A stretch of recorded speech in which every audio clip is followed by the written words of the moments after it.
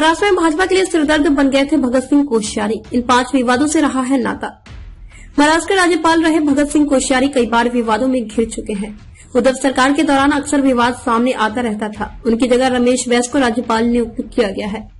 देश के 13 राज्यों के राज्यपालों में परिवर्तन किया गया है। इनमें महाराष्ट्र के राज्यपाल भी शामिल है।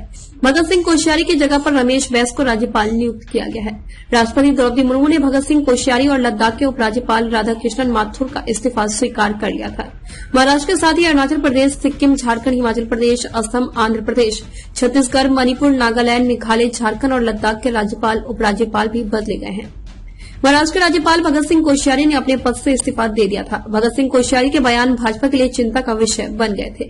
उनके विवादित बयानों पर भाजपा को सफाई देनी पड़ती थी। भाजपा न तो खुलकर उनका समर्थन कर पा रही थी और न ही विरोध। उनके बयानों से उद्धव ठाकरे गुट को हमला करने का मौका मिल जाता था, तो वहीं शिंदे सरकार पर सवाल उठने लगते थे। नवंबर 2022 में कोश्यारी ने छत्रपति शिवाजी महाराज को लेकर बयान दिया था। उन्होंने कहा था कि वह गुजरे दिनों के महापुरुष। नवंबर 2022 में कोश्यारी ने छत्रपति शिवाजी महाराज को लेकर बयान दिया था। उन्होंने कहा था कि वह गुजरे दिनों के महापुरुष हैं। उन्होंने कहा था, पहले जब आपसे पूछा जाता था कि आपका आदर्श कौन है, तो आपका जवाब जवाहरलाल नेहरू, सुभाष चंद्र बोस और महात्मा गांधी होता था। अब महाराष्ट्र में ही बहुत सारे आइकन हैं। आपको कहीं और देखने की जरूरत नहीं है। यहाँ छत्रपति शिवाजी तो पुराने समय के आइकन हैं।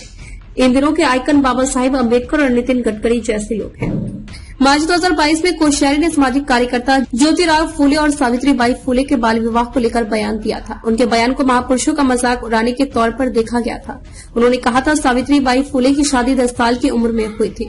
उस समय उनके पति केवल 13 साल के थे। इनके बारे में सोचकर देखें कि इस उम्र में शादी करने के बाद लड़की और लड़के के मन में क्या विचार आए होंगे।